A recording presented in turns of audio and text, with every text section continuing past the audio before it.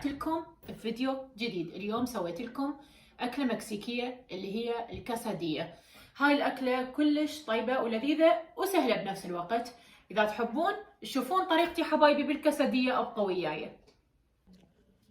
أول شي هسه راح نبدي بمكونات الحشوة اللي هو صدور دجاج مقطعته بهذا الشكل، وفلفل أخضر وفلفل أحمر وبصل شرايح، وعندنا بهارات اللي هو الملح وفلفل أحمر وفلفل أسود وبابريكا وثوم مطحون. هاي بالنسبة للحشوة، خل نبدي بيها وبعدين باقي التفاصيل.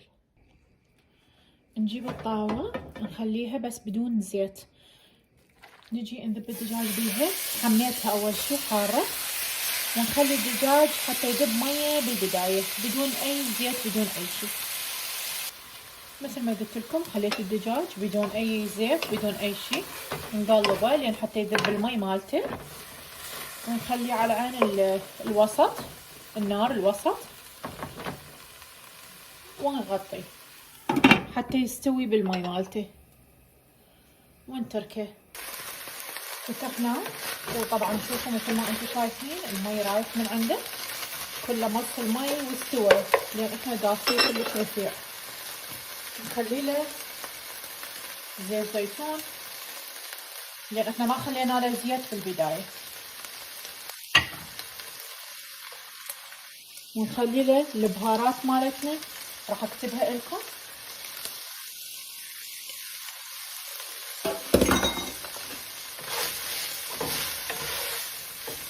ونحمسه كله زين بالزيت والبهارات. وعلى جهه نخلي الدجاج بهاي الطريقه، نخلي شويه زيت. الطاوه مالتكم اذا تكون كبيره بعد احسن. نخلي البصل ونخلي الفلفل الالوان، البصل والفلفل الاحمر خلينا شويه نشوح. الخضره هسه نخلطها مع بعض.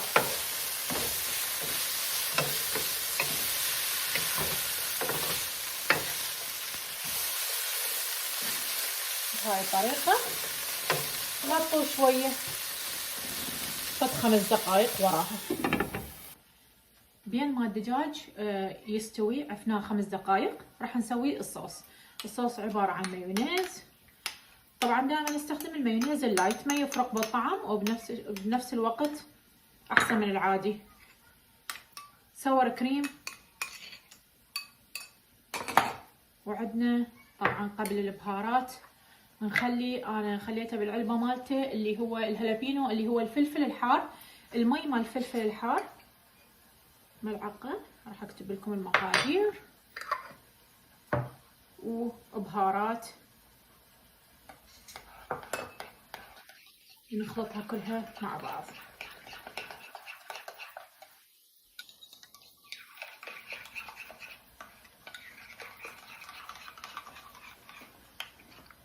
شوفوا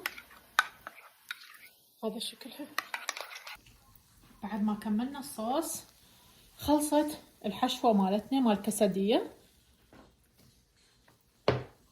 راح نخليه هنا. وما قلت لكم انا ما خليت الملعقة مال فلفل الحار. المي مال الفلفل الحار ما ينطيها، بس ينطيها نكهة، مجرد نكهة ما يعطيها حرارة، يعني اللي ما يحب الحرارة.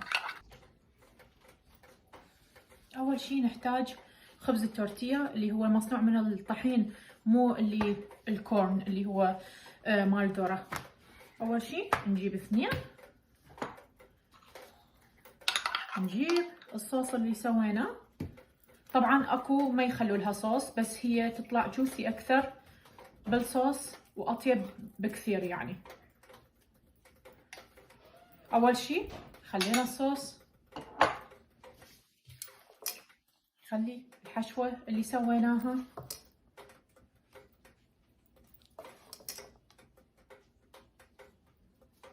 توزعوها بهاي الطريقة.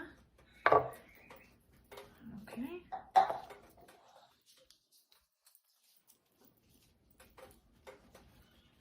هيجي ترصوها، ما اعرف اذا واضحة. راح نجي هسه نخلي لها جبنة شيدر، تخلوا لها هواية طبعا.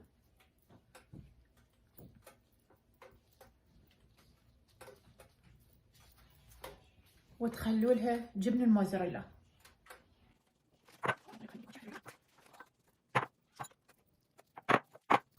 تفيد للمدرسة طبعا للأولاد، أو طبعا هي كلش طيبة الأكلة.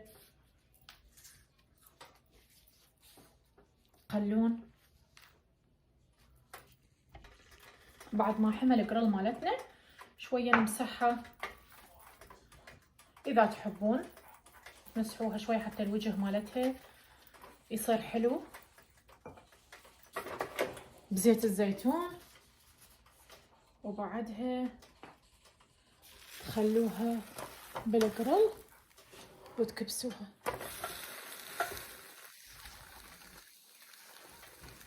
هيكها شوفوا شوفوا خلاص. وهذا الشكل مالتها، شوفوا من جوا شلونها. نبتدي نقطعها.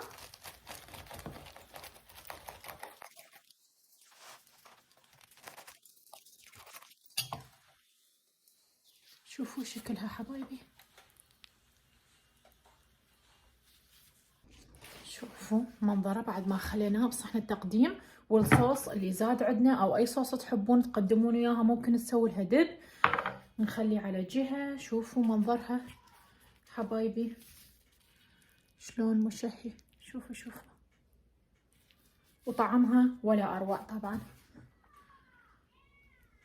ولهنا حبايبي اكون خلصت الفيديو مال اليوم. اذا حبيتوا الفيديو لايك وسبسكرايب، واشوفكم فيديوهات جديدة. شكرا على المتابعة.